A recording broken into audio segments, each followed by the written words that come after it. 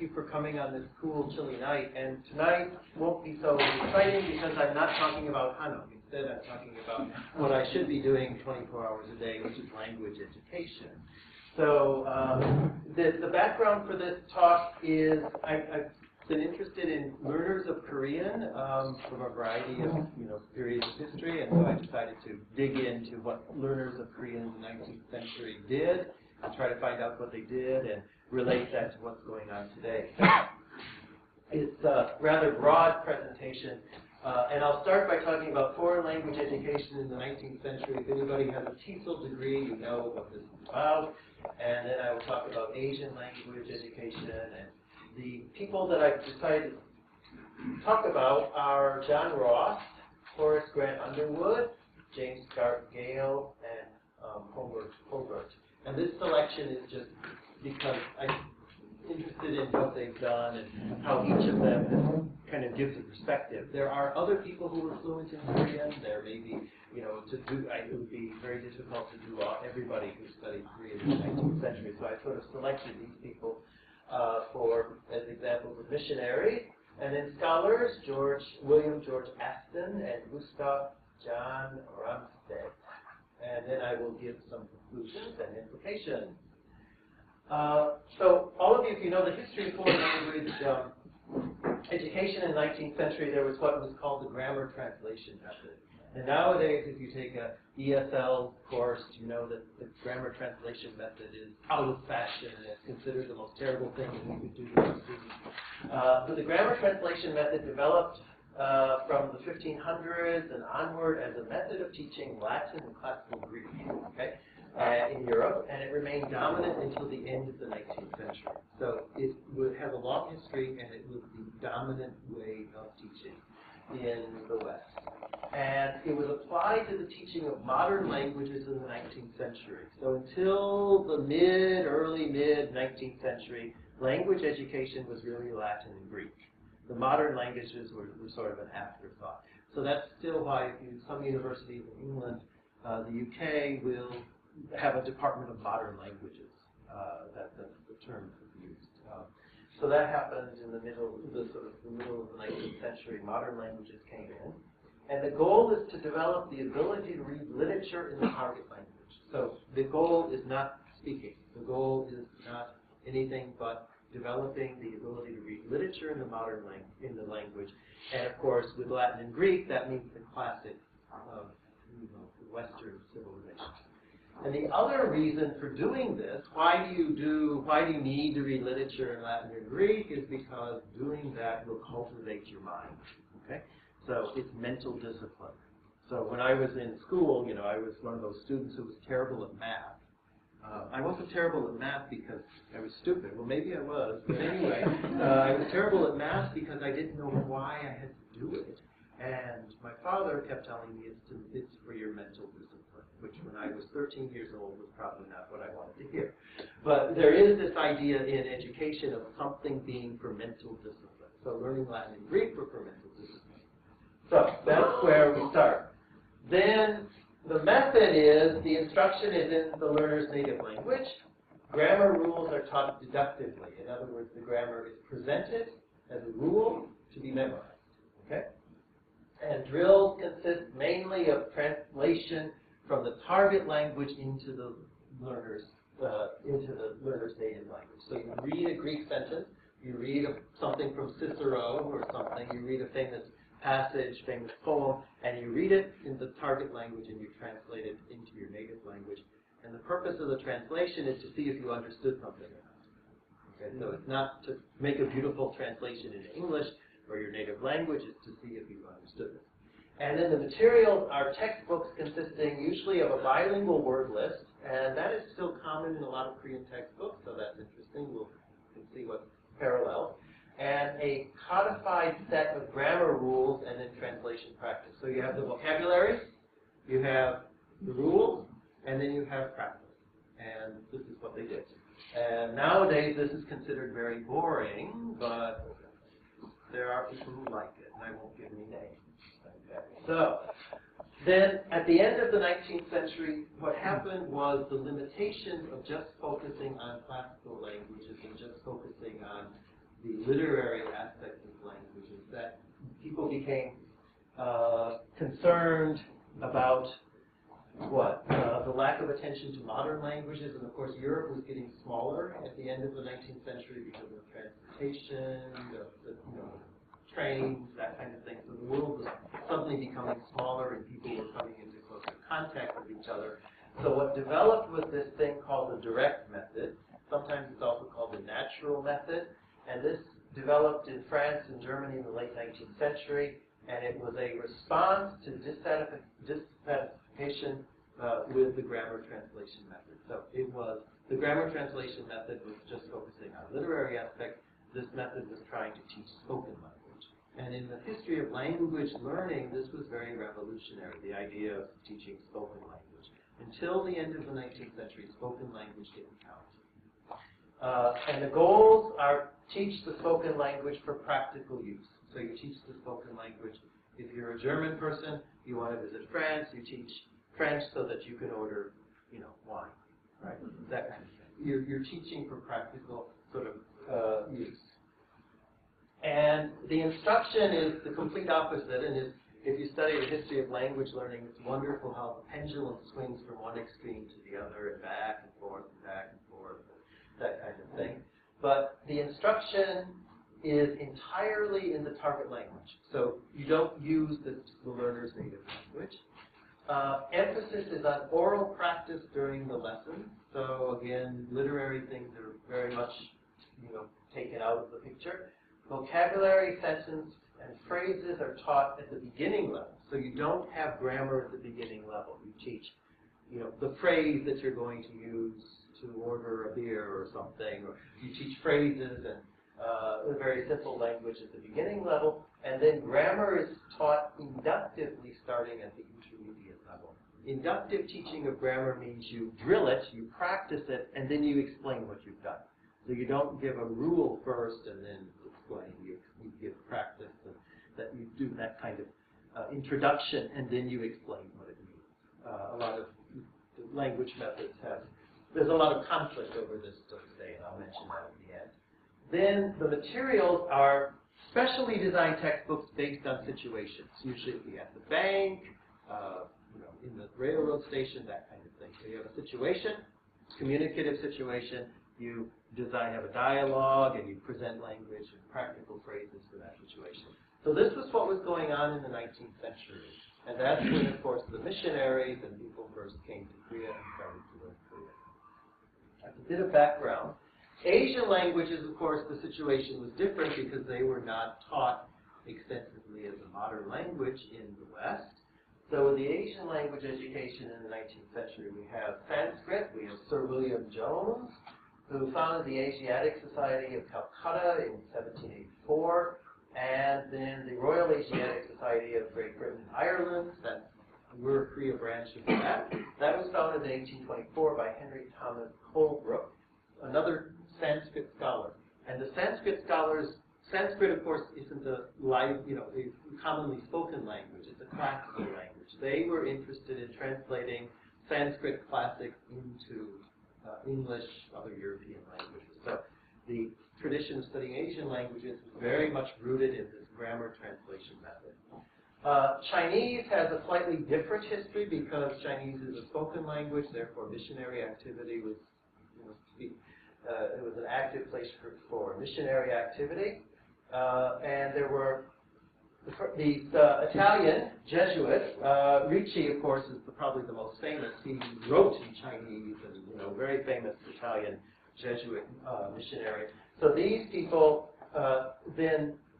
Later on in the 19th century, there was a growth in the number of grammars to learn Chinese, dictionary, and the first chair in the Western country of Chinese was in France in 1814. So that was the first professorship of Chinese language. So Chinese was also taking root in the West, but of course it was again mostly grammar translation and that kind of thing.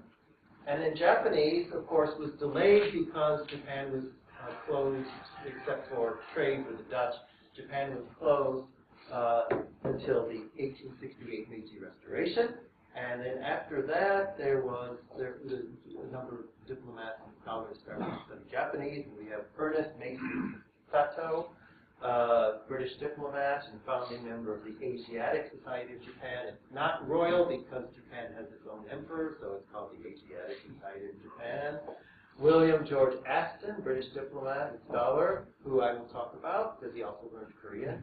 And Basil Hall Chamberlain, British professor of Japanese at the Imperial University, which is now the University of Tokyo. And so people from Korean sometimes look at me and say, "Oh, you teach Buga," and I sometimes think of Chamberlain. Well, he taught Japanese in the 19th century, so it was a bit of a fun day in a way. But he was a translator. And then there's James Curtis Hepburn, who was a missionary. He wasn't a scholar or a diplomat like the others, but he is the author of the first major Japanese-English dictionary. And for people who are into romanization, he's the person who developed the Hepburn system of romanization that is still used in Japan. So he was an important person in learning Japanese language education. Then we have just influences on Korea. Influence of grammar translation remains strong. In other words, when learners of Korean came to Korea, grammar translation is really the method that was what the method that they were most acquainted with. And the Asian languages, again, were studied primarily for translating canonical text or biblical translation. And grammars and dictionaries produced for self-study and translation work. Missionary work required proficiency in the spoken language. So you had learners who came to Korea basically approached the language from a grammar translation point of view, translating text, but they also had this practical need to speak to people. So that need, of course, was something that took them in a different direction from simply staying with just translating text. And the interesting thing about Korea is there was almost no interaction with the West prior to the 19th century. So unlike China or Chinese language, which had a long history of Westerners studying Chinese, there were very few people who studied Korean. It was similar to Japan, only a bit delayed because of the delay in opening to the West. So the situation is a bit more similar to Japan. So the first person is John Ross, and he has a Chinese name. And John Ross was born in Scotland, and he was a minister in Gaelic-speaking churches, and then he went to China. Okay, and then he worked in Shenyang in Manchuria and learned Chinese and Manchurian, and he gave his first sermon in Chinese in 1873. So he contacted Korea through China. All right. And he learned Korean from a person named Yi Eun-chan, a Korean dealer in traditional medicine in border areas of Manchuria. So he learned Korean sort of by chance, but he had heard about Korea because, of course, the location in Shenyang in Manchuria. But he was lucky enough to come into contact with a Korean trader and then become involved take an interest in Korea. And of course, Korea was this place that nobody really knew about. So from a missionary point of view, that meant it was a place to spread the gospel, another place to spread the gospel, etc. So he became interested in Korea from this person who he met in Manchuria. And then he was able to make a phrase book and then a grammar, and it's very, I haven't nailed, he didn't write about how he did it. There's nothing, a lot of people didn't leave notes about what they did. Okay, so I have to kind of figure out what he did. But basically, he knew classical Chinese. He knew Chinese. The Korean informant knew Chinese. The Korean person he worked with, Yi Eun-chan. That was their connection. Just like when I went to Shanghai in 2000, and I wanted to find the house of the Korean independence movement, and I wrote it down in Chinese, and I got in a taxi. The taxi driver talked to me in Chinese, and I smiled, and then he took me right to my destination because he was able to read. In other words, the classical Chinese was a common language that they were able to work from. So it was this bridge language between the two. So Ross was much more Chinese-based, classical Chinese-based, and he learned Korean through this working with this Korean man, but their common language was Chinese. Okay, so that's an important thing, that a lot of people who learn Korean early on without a grammar, without a textbook, without anything, without any support, but they had the Chinese language. So when I lived in Japan, I remember Korean friends would come, and they were much easier to deal with than, say, European friends or European or American friends, because Korean friends could read and find their way because of the Chinese language. So this was the bridge language for Ross. And he oversaw the translation, the first translation of the New Testament in 1887. Again, very Chinese-based. Okay, so he was able to translate from the Chinese Bible and translate the characters and that kind of thing to come up with a Korean translation of the Bible. These are his works. Again, the 1877 Korean primer. This is probably one of the first. I think it's the first sort of phrase book in English. There were others in other languages, but here it is. And this is actually, I took this on purpose because this is about building a house. Building a hanok, right? So,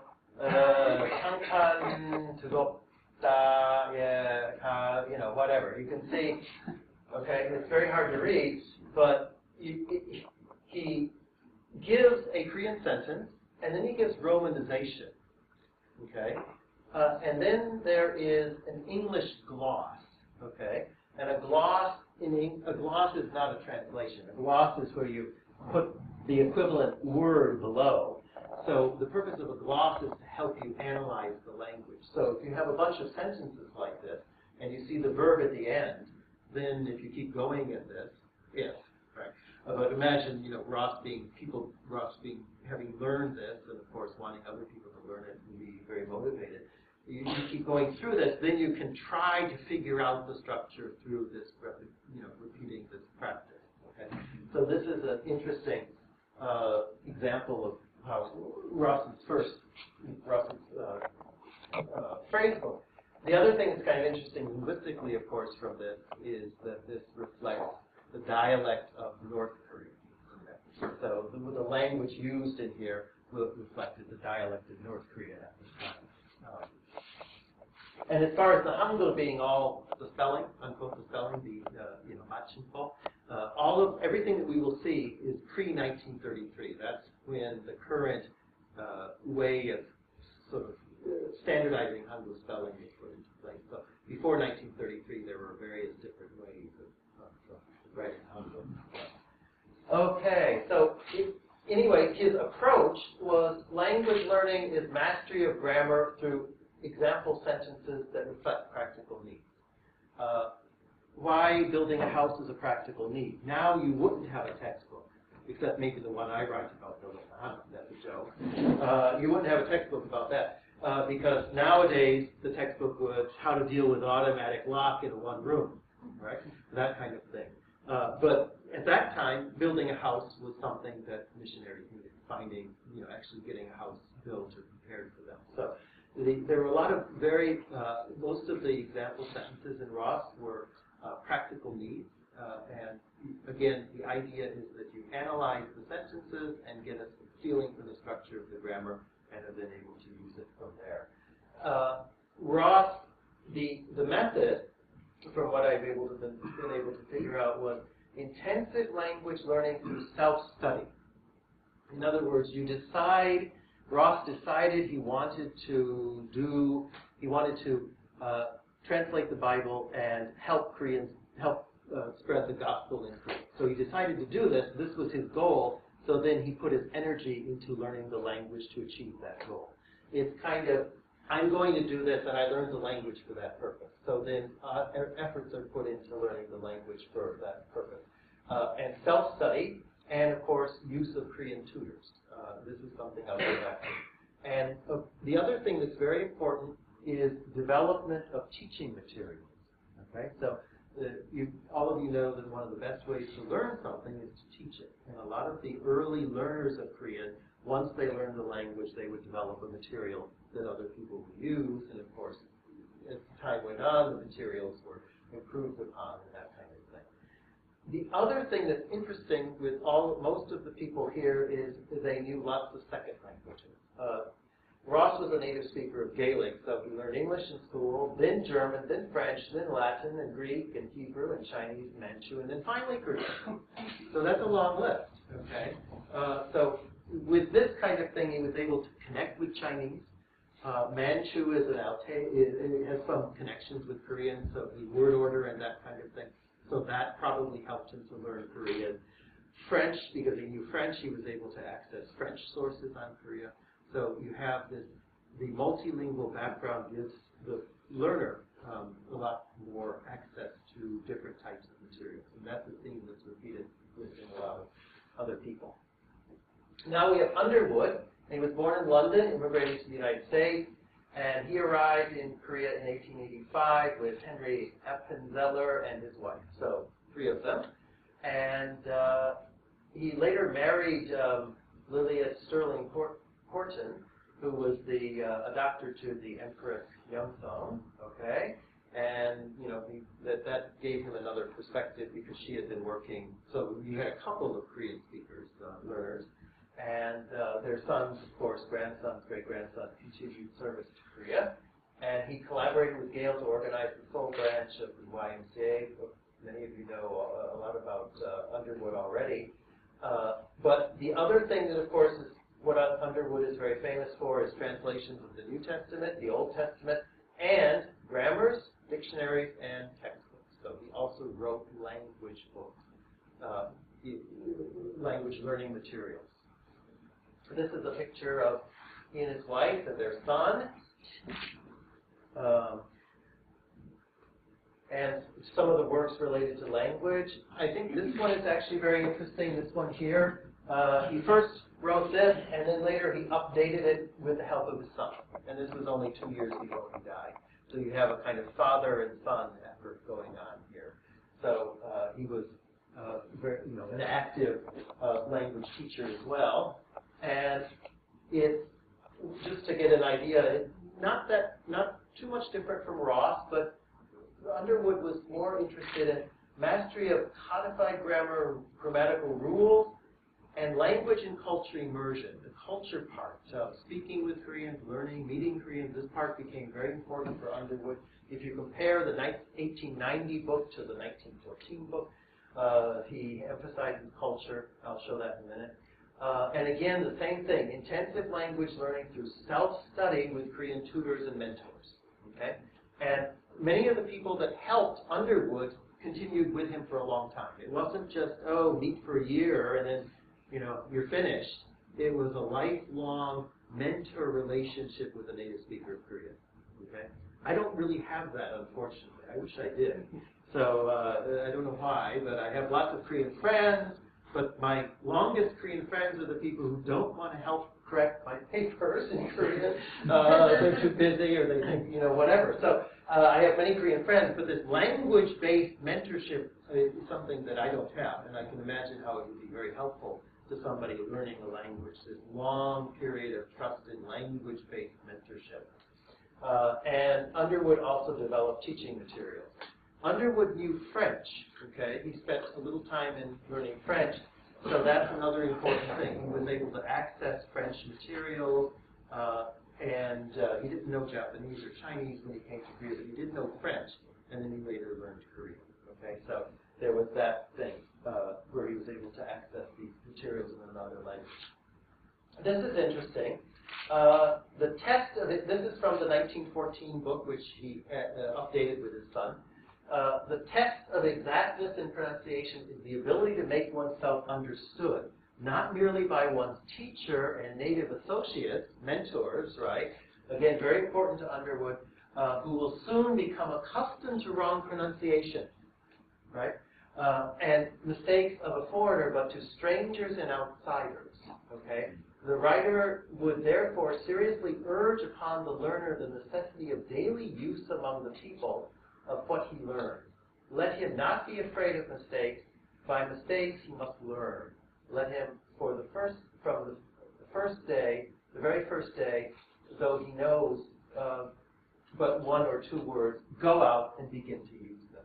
So Underwood is very much, again, pulling away from the grammar translation tradition and trying to encourage people to basically immersion type, on-site, go native language learning.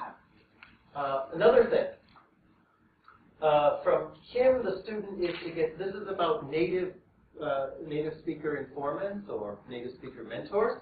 From him the student is to get all he can, and upon him to practice at every opportunity. He should be a good Chinese scholar. So very few of my students would make the grade, my native speaker students, because they're not scholars of classical Chinese. I don't have any students who can read Mencius or Confucius. And as far as possible, a man well acquainted with the native Korean character and having no knowledge of English, so that the student shall be from the start thrown upon his own resources. That's called sink or swim. Okay? So, in other words, Underwood was very much in favor of this idea of immersion. The surroundings of the Korean, and this is about culture, the surroundings of the Korean are entirely different, and his habits of thought are necessarily as unlike ours as his surroundings. Hence, put yourself in his place should be the motto of the student.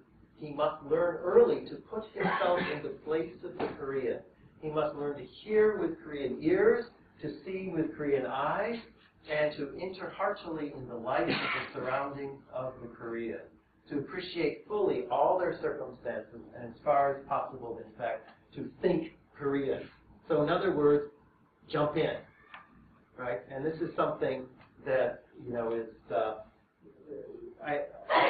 in teaching students about Korean language education, I often find that a lot of my Korean students are shy, or I don't know, not to use the word shy, but reticent to encourage foreigners to kind of jump in like this. But this is what Underwood's approach was. You have to think like a Korean. You have to act and think like a Korean in order to be able to really appreciate the language. And this is not the only person, Underwood's not the only person who thought this, but it's just interesting to see it written down in black and white that way. This is, now Underwood, of course, had these wonderful ideas about immersion and all of, jumping in, going native, but he also had this idea that in language learning, you learn a rule, and then outside, you go native, unquote, that kind of thing. In other words, you learn a rule in class, and then outside, you apply the rule to communicate. This is his explanation of the honorifics, verbs, special honorific verbs. So there are also certain verbs, So this is very much reflects the grammar translation tradition. You have an explanation, you have a rule presented, and then later you're expected to apply this rule. Okay? So the actual textbooks that Underwood wrote are not necessarily immersion or communicative or anything like that. They still reflect the idea of you're presented a rule, and then you go out and you use the rule in talking with real people. So this is of course all pre-1933 Hangul spelling, so you have to sometimes use your imagination. I read them, when I deal with it, I read it very slowly aloud.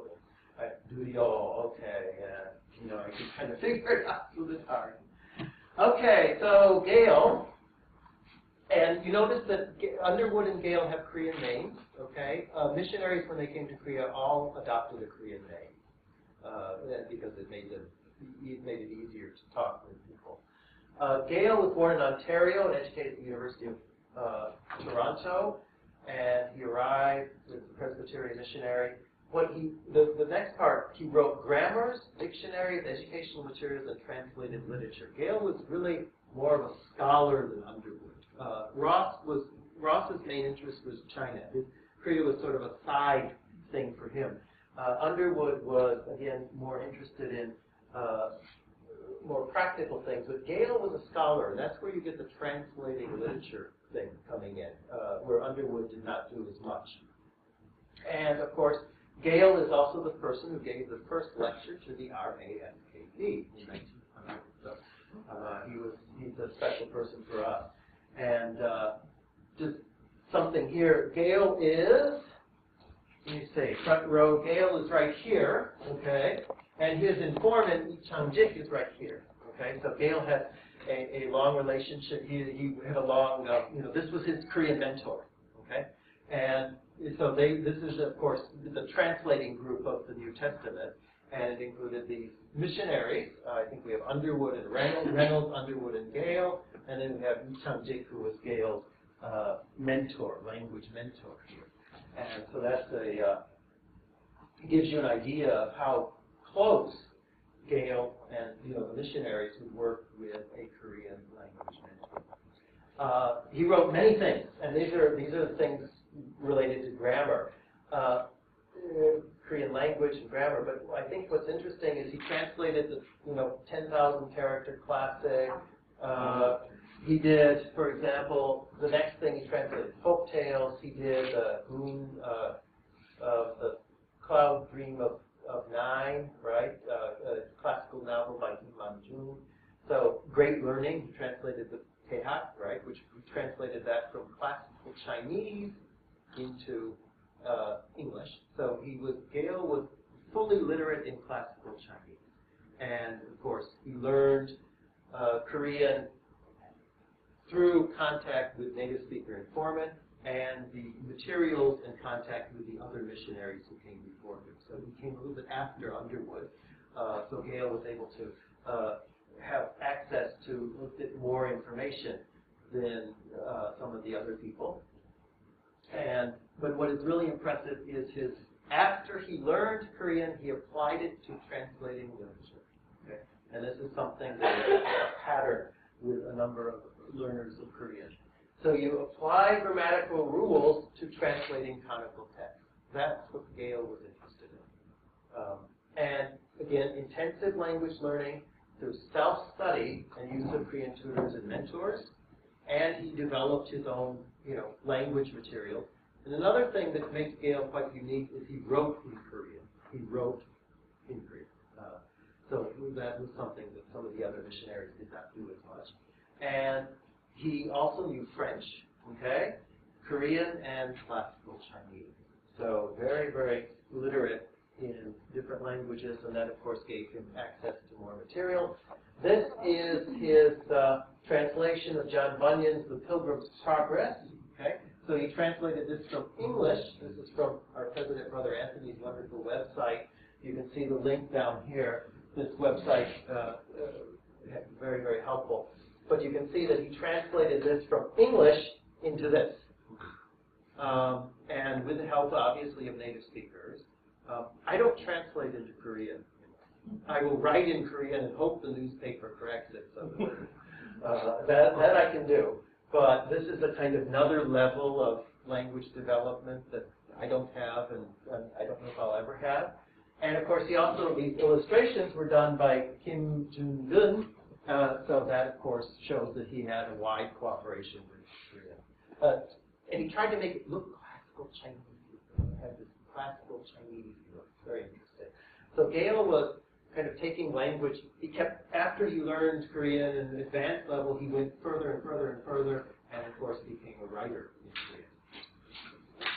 Korean. And the next one then is Hulbert, and he also had several Korean names. He was born in Vermont, educated in Dartmouth, and then he arrived in Korea in 1886, so a little bit after, right? He arrived a little bit later. And he did missionary work, but his main reason for coming to Korea was to teach at the Royal English School. And so that was his main, and then he became, while he was here, he became active in reform and independence movements, and was, King Kojong liked him, and so he was involved in government affairs, and of course he was expelled by the Japanese in 1907 because he was a dangerous foreigner. Okay? So he was expelled. And Syngman Lee, first president of Korea, invited him to return to Korea, and he did in 1949, and he died here soon after he arrived back. So this is his picture. He collaborated with Underwood and Gale in the dictionary, which was the first major dictionary of Korean English dictionary. He wrote on the Korean language, but he really wasn't involved as much in developing materials as the others. Because, again, as you've seen from his career, he was more interested in publicizing issues related to Korea's situation, geopolitical situation. So he was not as much interested in language, developing language materials. And how he learned Korean is more of it closer to Underwood in some ways, learning language through basic understanding of grammar and use of language, and learning by doing. He had more Korean friends, lots of Korean, he knew lots of Korean people. He had access to the Korean elite with his work with the government, and so he had a wide range of people, Koreans that he was able to talk to. And the method, again, was intensive language learning through self-study and contact with a wide range of native speakers. I couldn't find really one native speaker that was his mentor like some of the others. So perhaps his position in the government at the time helped him to have broader contact with people. And he had little interest in classical Chinese, and that was a bit of friction between Gale and Hulbert was the issue of classical Chinese. Hulbert was much more on the side of Korea needs to reform, classical Chinese is a problem, this kind of, the idea of Korea being limited by its association with China and needing to develop into a more modern and stronger state. So he wasn't as interested in classical Chinese as Gale, and the only foreign language that I think he learned was Korean. Okay? So he really was much more learning by associating with people, and of course using the available materials that were available at the time. The next person, this is not a missionary, is Aston. Aston was born in Derry, Ireland, and went to Queen's University, Belfast. And he is more associated with Japan than Korea, really. He's more of a Japanologist. He's one of the three great 19th century Japanologists. But he began research on Japanese grammar and expanded it to translation work. And he went to Japan first in 1864. So this is a bit earlier than Korea, right? Many of the missionaries came in the 1880s, and we gave a bit 20 years, 15 years earlier. And he served as the British Consul General in Korea from 1884 to 1885, so 1 year in Jongdong. He lived there. And he was the first European diplomat to reside in Korea, and he returned to Japan in 1885. He began learning Korean in the 1870s with the help of Idong-jin, a Korean in Tokyo, and he continued studying in Tokyo later with Kim Jae-guk, another person who he met when he was in Seoul. So why did Aston learn Korean? And basically, Aston didn't leave any records, but basically the reason, what I was able to figure out was he learned Korean because it was there. He learned Korean because if you're a scholar of languages, it's like Star Trek. You want to go to where no man has gone before. So he basically learned Korean because it was a neighboring country. He had access to this Korean man in Tokyo, and of course there were quite a close interaction between the countries, especially Idong-jin escaped to Japan, so he had access to Korean in Japan, and he was able to. He just wanted to do it because that was what scholars do. You learn, you take it to the next stage. You try to learn something that somebody else hasn't done. And this is a painting of him in the British Library, I think. And what's interesting about Aston is this comparative study of the Japanese and Korean languages. And notice the date, 1879. Okay? So this is only 2 years after. Ross's primer. Okay, so this is actually a very early sort of scholarly description of Korean grammar in English, and it's by Aston, who was based in Japan at the time. And then he then went on to Korean popular literature and a translation of a classical novel, the Che Chung-jeon classical novel. So why did Aston translate what would be relatively difficult things, a classical Korean novel? I can't read, for example, the Hongil Dongjeon in the original. The original Hangul with no periods. I need it to be a little bit clean. I can read it. So he had access to classical Korean books, right? He had access to certain Korean books, and again, he wanted to do it because that's what scholars did. You first learned the grammar, then you perfected that, then the next stage was literature. Remember, if we think of the grammar translation 19th century paradigm, you start with grammar, then you graduate to literature, and in literature you go to the more difficult things, right? So this is why Aston translated the Nihongi, the record of the Japanese, one of the two histories of Japan.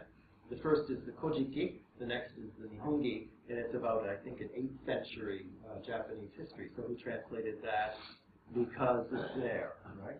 You have to think of the mind of a 19th century scholar that translating things is a mental activity.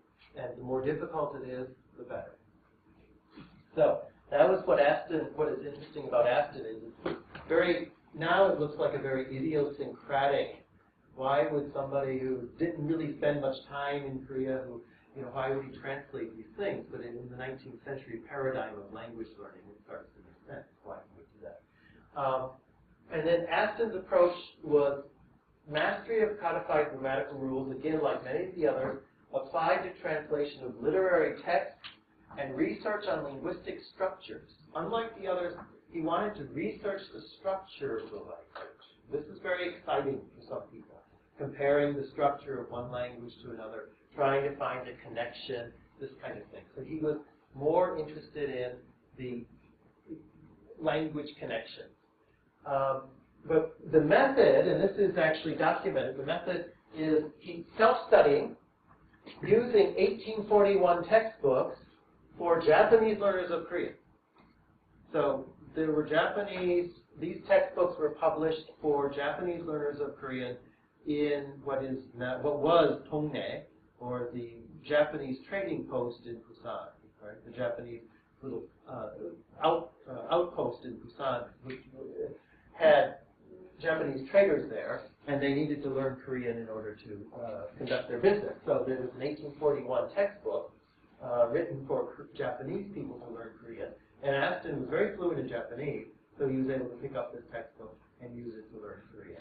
And he also had Korean tutors, the people that I just mentioned, so he was able to help get interpretation and help and assistance from the native speaker tutors in Tokyo, mostly Tokyo.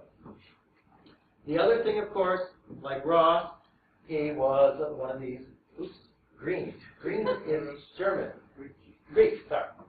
German. Green is the new echo language. It's German.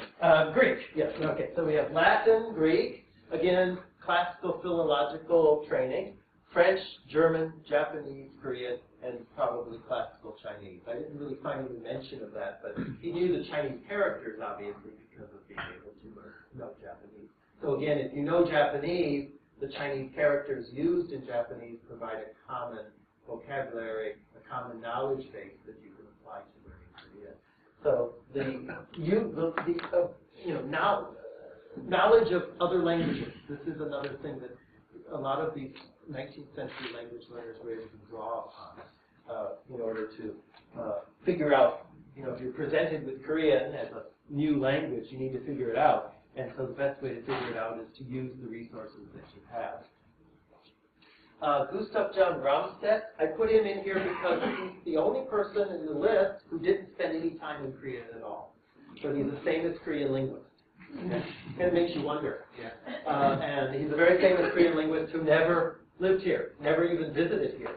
He went through Korea on his way to Europe, from Japan, took the boat to Busan, got on the train, went through Korea, and then across Russia and back to Finland.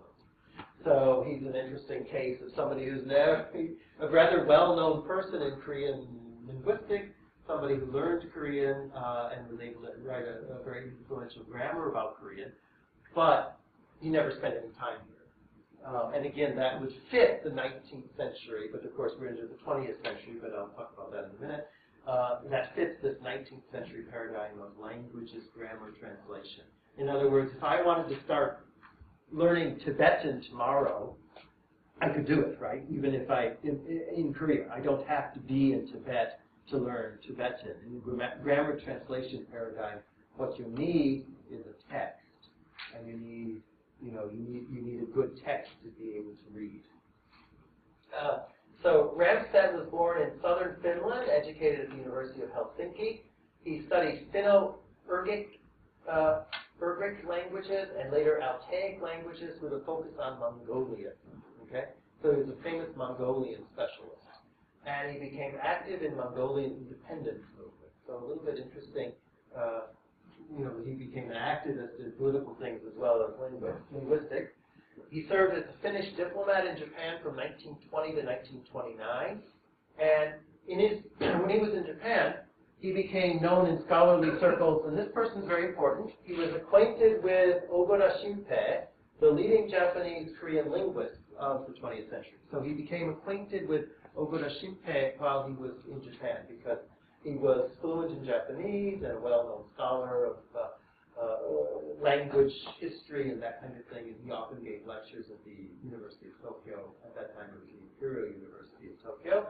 But Ogura Shinpei is a key figure because Ogura Shinpei would have encouraged him to look at the connection between Korean and Japanese and Mongolian and the other languages. And he learned Korean in Japan, spent no time in Korea, and also was active in the Esperanto movement. Okay? So everybody knows what the Esperanto movement is? Yes? Okay. This is Ramstedt with his informant. So again, kind of showing you the informant is a valued person, right? You can't study a language without an informant. You can't study a language without a grammar. But at this time, there weren't that many grammars, so perhaps Ramstedt probably looked at the grammars that were available and said, a bunch of missionaries wrote them. I want to redo it, right? He probably had that scholarly prejudice. He wanted to kind of do his own thing. So he was able to use the grammars that had come out, the things that I've just showed you, but he also wanted to check things with a Korean informant. That's what a good linguist would do. And so this book, 1939, A Korean Grammar, was at the time the most complete Korean grammar published. Okay? It was a scholarly grammar, an academic grammar. Underwood's grammar was more of a pedagogical grammar. The difference being a pedagogical grammar is for the purpose of helping you learn the language, and an academic or scholarly grammar is an explanation of the language.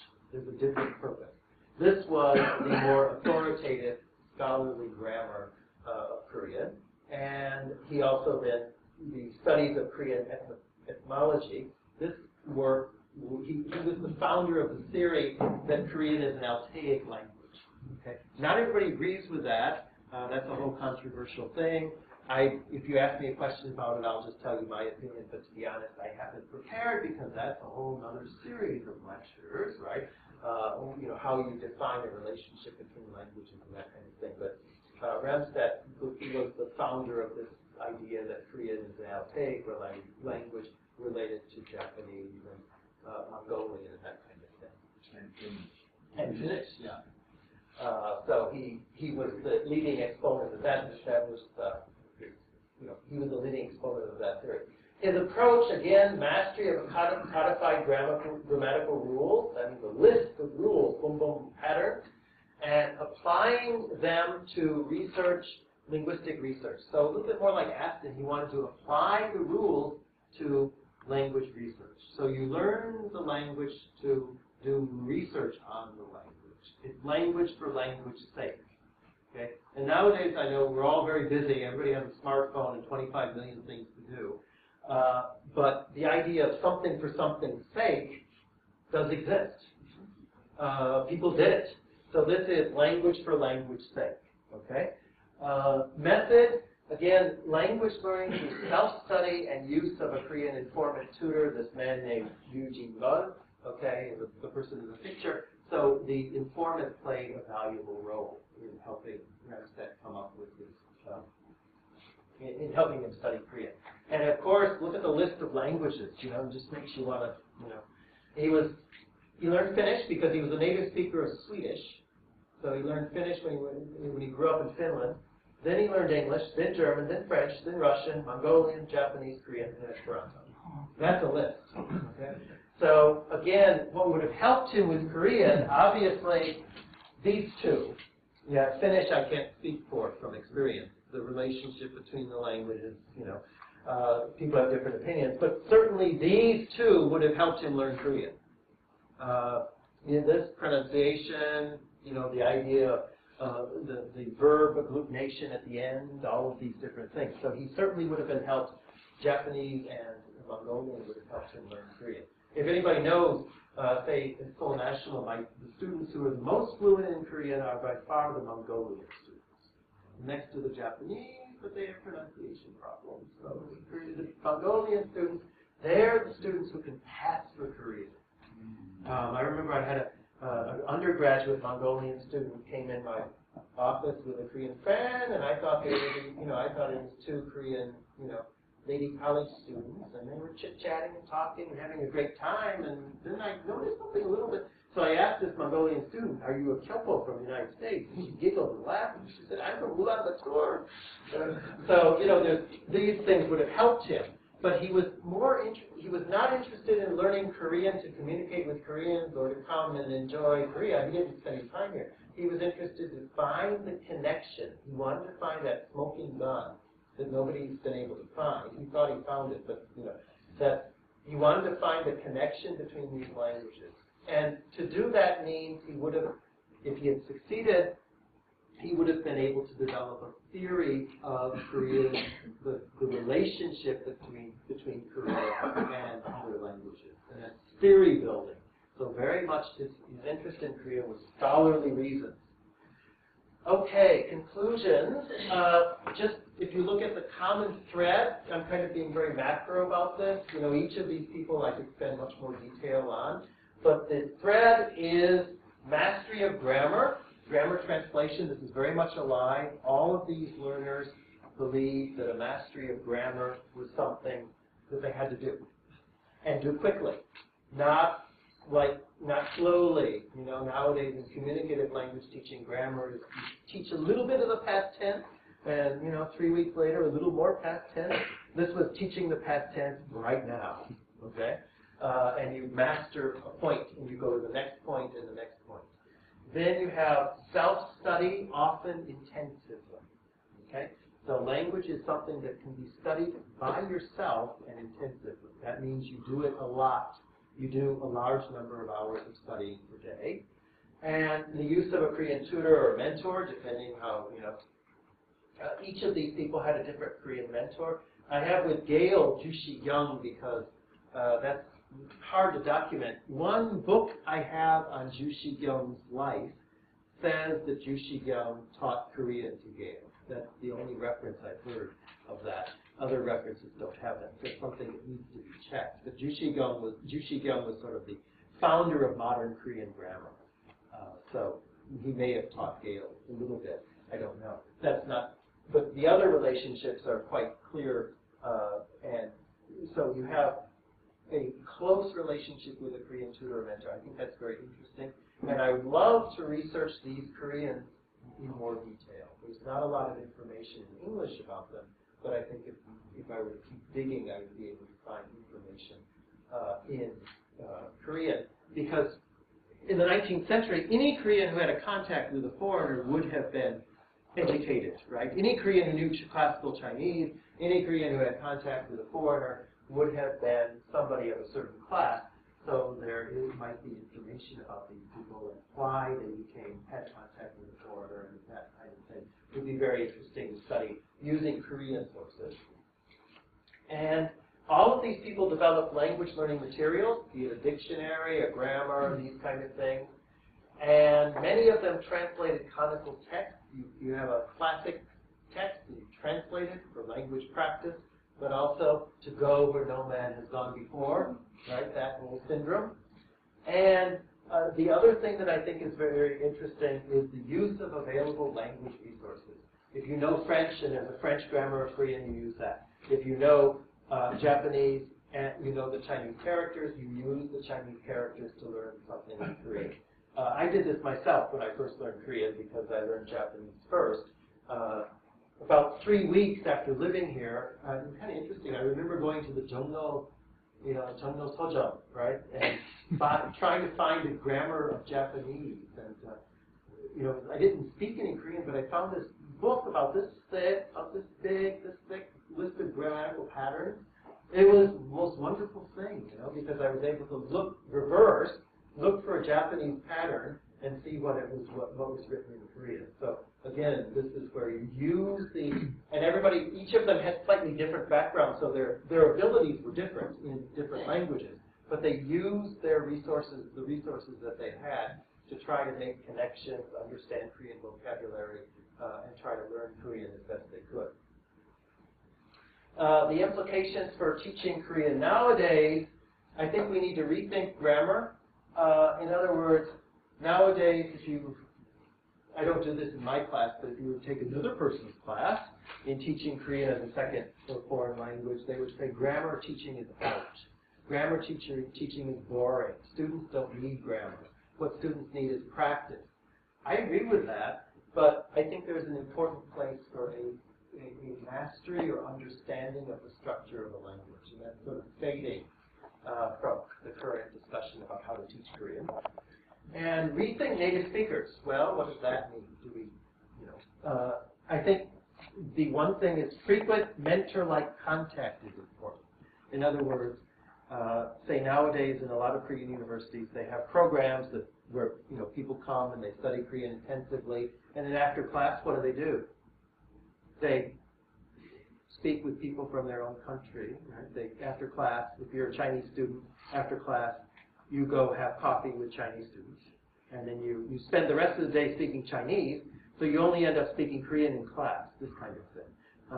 The 19th century missionaries and people who learned Korean, there was often this idea of contact, being able to have contact with native speakers of Korean, and that issue is something we really don't think about.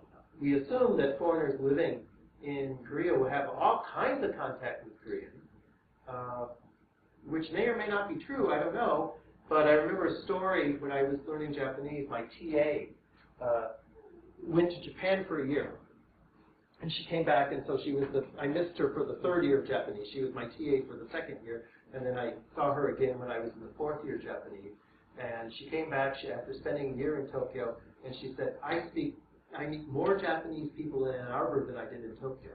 Right? Tokyo area has the population of California. Okay? Ann Arbor has 100,000 people. So she knew more Japanese people in Ann Arbor than she, did in Tokyo. Right? So I said, I was, very honest and blunt. Well, what did you do? She said, I went to school and I went to my apartment. I went to school. I went to my apartment. I went to school. I went to my apartment. On weekends, I went shopping by myself. So, you have this issue of, the contact. How do we get learners in touch with native speakers of Korean? Okay? Then the next one is rethink literature and translation. Close reading and translation are important, particularly at the advanced levels. All right? Close reading means reading to analyze something, not just reading for pleasure or internet reading. Reading to catch up on something. And literature is often considered too difficult, so let's get rid of it. Even in the Google, the Korean language for Koreans, they keep watering down the text and that kind of thing because it's difficult, and the students are somehow sad because they have to take the Sunni exam, this kind of thing. I understand that. But as far as pedagogically, there is a role for close reading and, of course, translation. And some people think translation is sort of the fifth skill, reading, writing, speaking, and listening. And then the fifth skill is translation, and that's kind of overlooked a lot in language teaching.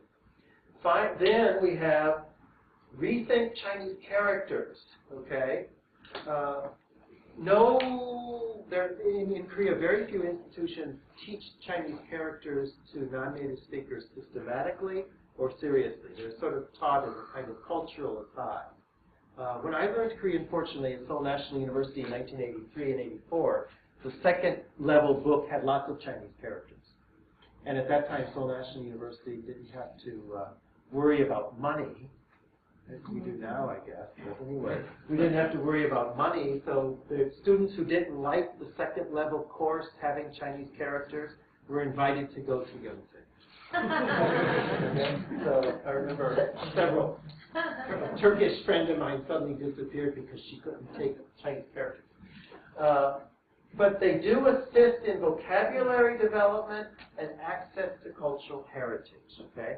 So this is something, what is the role of Chinese characters in Korean as a second language education?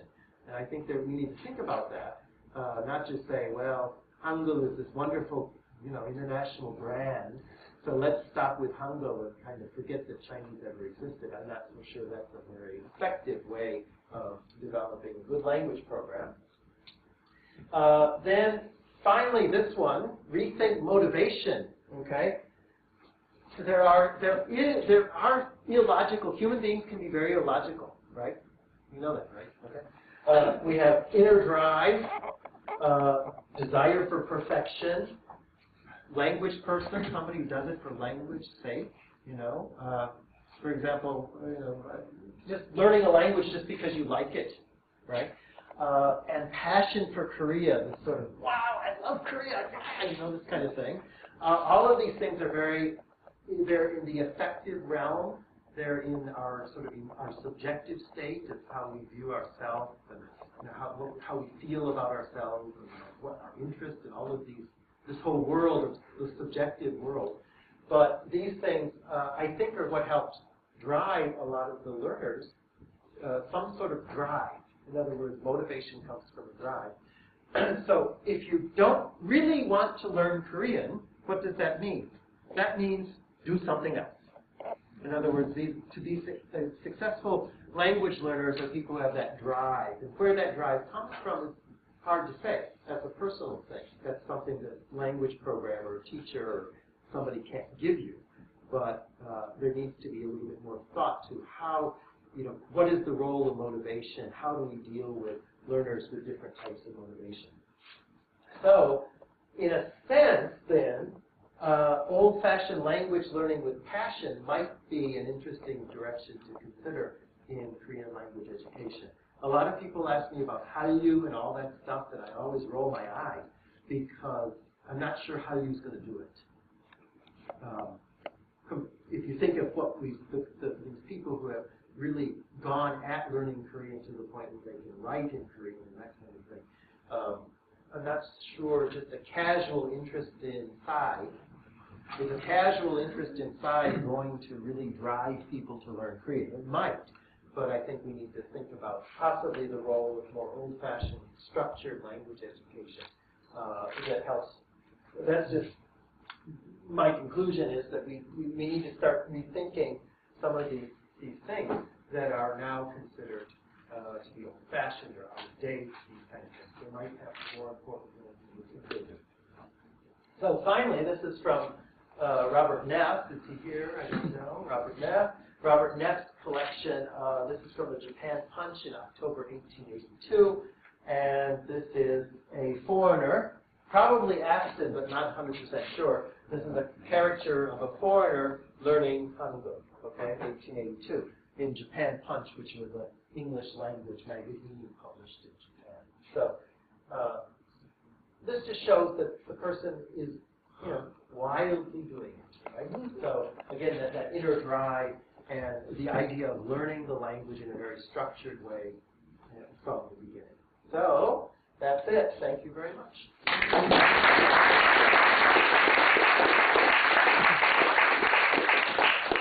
Well, we don't have much time, but I think we can have 9:30. Okay, you can entertain the questions.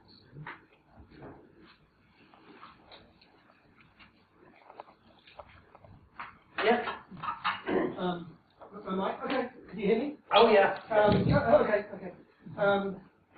First, a small observation about rethinking Chinese characters. Right. I have a friend in Hong Kong who teaches Cantonese, and she was recently teaching a Korean who works in a Korean restaurant in Hong Kong, and he was shocked to discover that dim sum was the same as Chongqing. Oh, wow. So maybe Koreans need to rethink Chinese characters before foreign learners do. Yes, that's a whole other issue, but just to give you my opinion on that, I agree, I think. And a lot of Koreans actually agree too. But the Korean time in the school, which is, Google, the Korean time in the school, does not allow you to teach Chinese characters. What? That's the law. What? You can't teach Chinese characters in the curriculum. Okay? Chinese characters are taught in a separate class, which is called Hangul.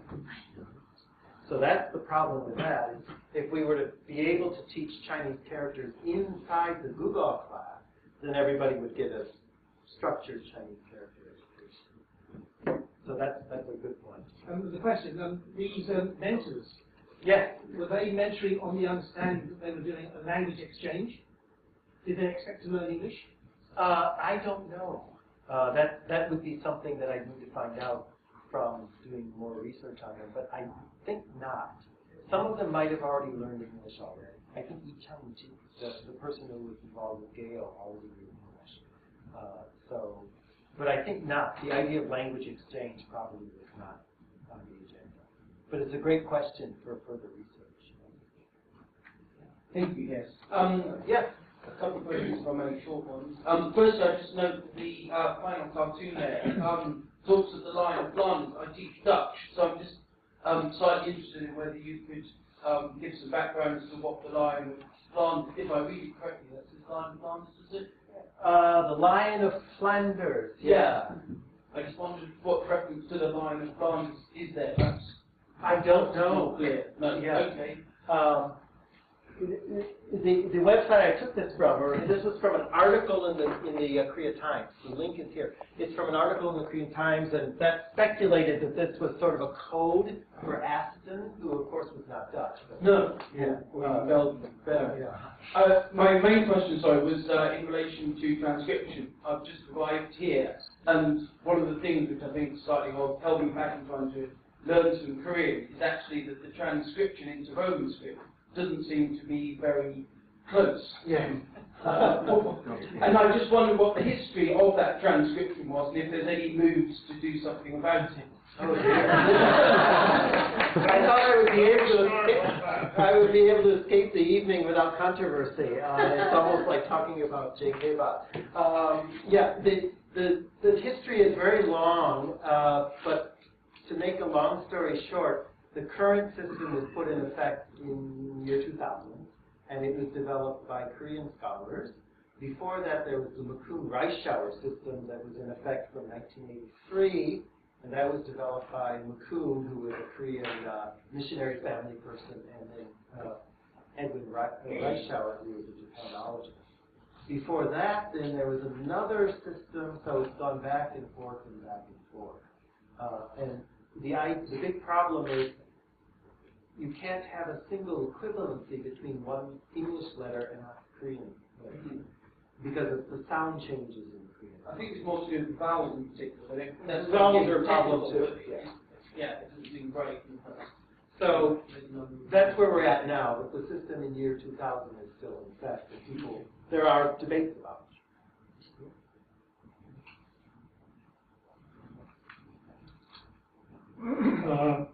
When they started to learn Korean, every man in Korea only really wrote Chinese characters. Right. You didn't mention this transition from Chinese character to Hangul, which happened at this moment. Right. Yeah.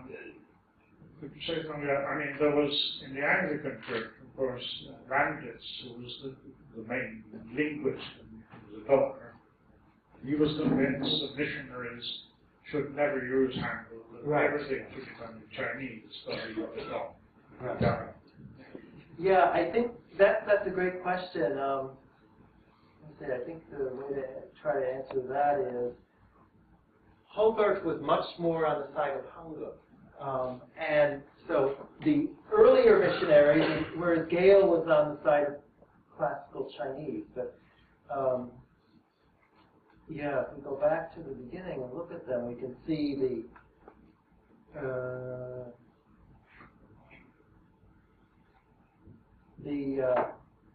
Independent, which was the first newspaper written in Hangul, came out in about 1895, something like that. So it wasn't until, say, Hulbert came a bit later, so Hangul would have been more established by the time he came. So these people would have been more rooted in the idea of Chinese. But again, no, the Catholics were using Hangul, weren't they? yes, yeah. It was more to do with the ease of communication with the uneducated Koreans. Yeah, as far as biblical translation, I think that's why Ross's translation was later, soon, over. People wanted to develop a more user-friendly. Was his translation written with Chinese characters? It was written with Chinese characters. But the others, no. No. Because the Bible, the Protestant Bible with Chinese characters dates from 1920. Right. So the other thing that what's important is Jushi Gyung. Okay, the person Jushi Gyung and his relationship with Gale, because some people believe that it was the missionaries who first tried to raise the value of Hangul. Okay, and that the missionaries influenced Koreans like Jushi Gyung to raise Hangul.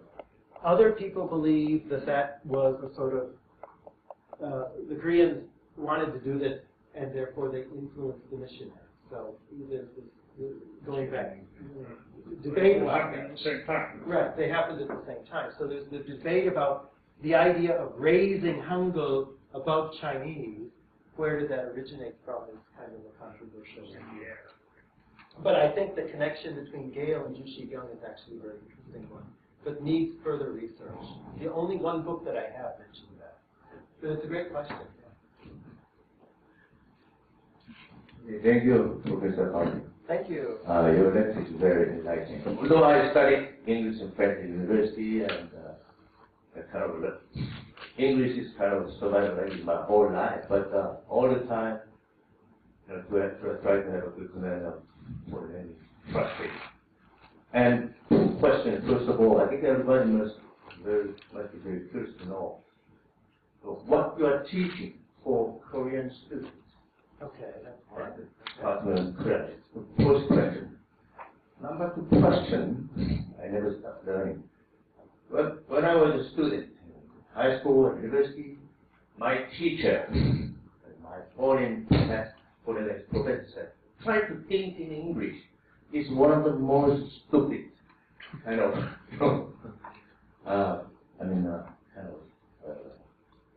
comments and advice. Because how can I think, how can I dream in English without knowing vocabulary, everything?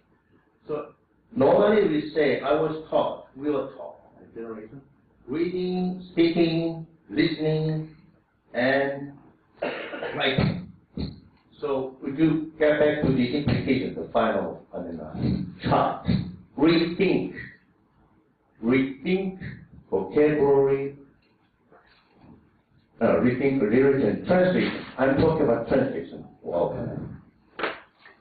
Translation is categorized where? I think the translation is extremely important. In Korean, it has when I was a high school student, of course at the time we didn't have much time to practice, and translation is so important. It has like Talmud. So what would you think of as a linguist then? Where does it belong to translation? Speak or writing or creative writing? Professors, what are you teaching at Seoul University and about the importance of translation? The first question is, what am I teaching at Seoul National University? Well, today I had a class, and that class is, the title of the class is something. It's Korean, Theories of Korean Language Education for Foreigners. Anyway, Theories of Korean Language Education for Foreigners, I think is the English translated title of Hangul Kyugon. And in that class, I teach about different ideas about language learning, language acquisition in the first half, then we have a midterm, and now I'm doing a practicum. So in that class, I have the students do mini lessons, and most of the students are Korean students. So today, I have them teach a grammar point in Korean without giving any teacher explanations. And they found that extremely difficult because students, the easiest way to teach, what is the easiest way to teach? Talk and chalk. Okay? Talk and chalk. Right? Talk and chalk is by far the easiest way to teach. If you have a hangover and you want to get through a class, the easiest way to teach is to talk in front of your students. Okay? So I said you can't give any explanations. You have to teach grammar inductively. So my students, they spent actually most of the class panicking, but we got them. So that's what I teach at Seoul National. I also teach sociolinguistics in the spring semester, and graduate classes I teach various different classes related to language acquisition, materials development. Sometimes I've done internet materials development, that kind of thing. And then the second question, translation. Most of my students in undergraduate are Korean students, and I have some exchange students. Then the graduate students, the majority, they want to learn Korean language education, so they want to be Korean language teachers. And most of the students in the graduate program are non-native speakers. And so they're easier to deal with because they've learned Korean, so they have a different sense of how to learn Korean. As far as translation, I don't know, because these implications are for Korean language education. Okay? I'm not talking about English, because first of all, if I start talking about English, I get very bored. But the reason I'm not talking about English is because this isn't an English language education topic. English and Korean are quite different because in Korea, English is a required language. In other countries, Korean is not a required language. Okay? So this kind of thing, old-fashioned language learning with passion, people who study Korean are somehow motivated, and therefore I think it's a different ballgame. The Korean language, English in Korea is a required language, so there's different consideration. So, yeah, I don't know how to answer that question, because once it's a required language, then you have to deal with students who don't want to learn it, but have to learn it. And that's a different issue from Korean language education. But, yeah, that's just about it. Translation, if we think of it as the fifth skill, then at some point it does have a role. I'm not sure exactly where, but I think translation does have a role in language learning because it makes you sensitive to language. It makes you aware of language. It makes you sensitive to language. And being sensitive and aware of language helps you develop to a higher level. So I think it's that intermediate stage where people plateau. I've met lots of people who kind of go up and then they plateau and then they think, forget it, I'm too busy. Right? The plateau stage, I think translation can help get beyond that. Okay. Any other questions? Yeah. Question. I was curious about the publishing. I noticed with Ross, some of the books are published in Yokohama. Yeah. And then when you get to Underwood and Gale, I think we say few and sold, and there's like a trilingual press. I was wondering about some of these publishing efforts. Was this done by the missionaries, or how did this actually work? Some of these books there. The trilingual press was founded by Hulbert. Okay, so that would have been a Korean. That press was based in Korea. The books published in Yokohama were because there weren't any English presses. So the trilingual press was Korean, and that was run by Hulbert, but it later closed down by the Japanese sedition.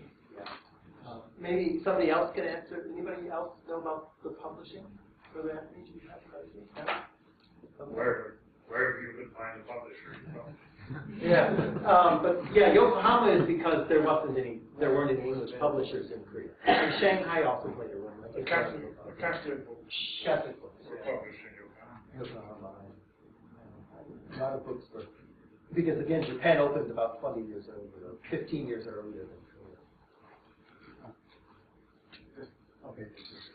So just one last question, and from recent connection with Japan, you mentioned also the connection with Korea, and for Northeast China, where there's a very strong Korean community, and they have to learn the Chinese language. Right. There are a lot of material there as well, or That's a great question, and thank you for clarifying that. Well, the Chinese themselves too. The Korean community in Manchuria at Ross's time was not as big as it is now. Okay. Because that immigration was mostly 20th century immigration, because of the colonial period and that kind of stuff. The development of the Korean community in China took place mostly in the 20th century. There were Korean traders, like the person who taught Ross, but there weren't just large Korean communities as there are now. Thank you very much. Applause.